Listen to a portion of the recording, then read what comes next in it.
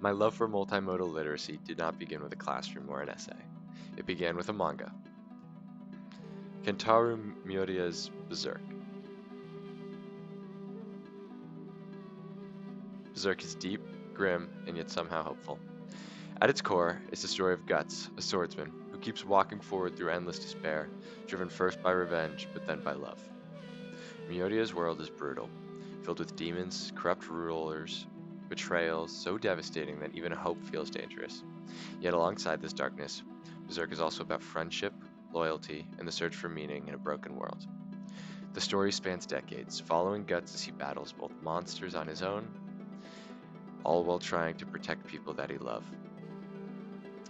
The world around him constantly breaks him down, but through it all, his determination, his refusal to give up, that becomes the heart of the narrative.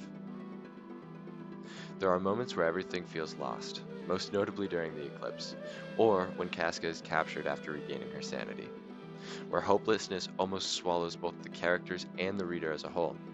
And yet, even then, Guts refuses to stop.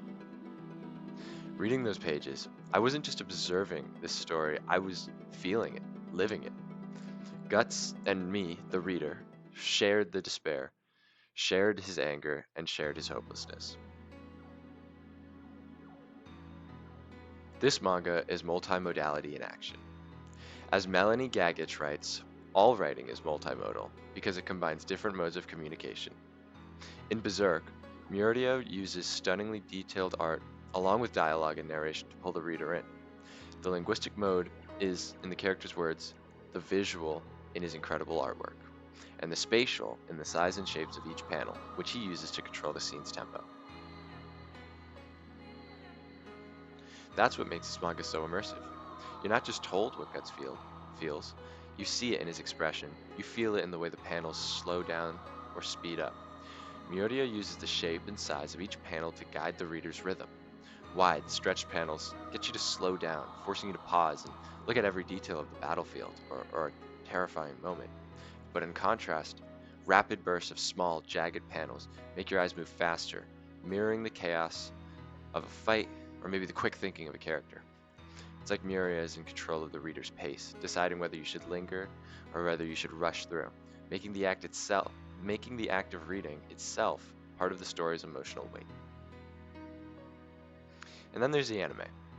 The 1979 version, which envelops the series' golden arc, which is the beginning, and adds even more modes, animation, movement, and above all, the soundtrack. The OST gives life to scenes in ways that words and drawings alone just can't.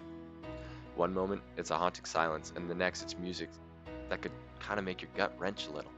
And sometimes, the music gives you peace, sometimes tranquility. As Gagich explains, the aerial mode, sound, music, or silence creates entirely new dimensions of meaning. Leonard describes this kind of shift as reticle attunement, a stance of openness and responsiveness to the potential of language and literacy practices to shift across contexts. Experiencing Berserk through both the manga and the anime made me realize how stories transform when they move between modes. This is why Berserk is so powerful.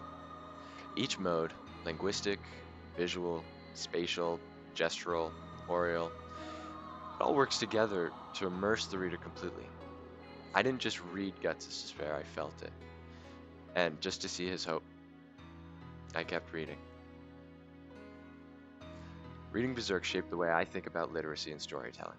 Today, I believe the best writing doesn't just stay on a page, but it reaches across modes, crosses all the senses, and pulls you in until you can't escape.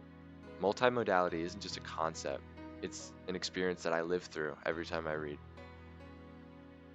Because of this story, I see writing more than words. It's immersion, it's connection. It's making your audience feel what you want them to feel. And that's what Miuria gave me. And that's what I hope you can find in your own media.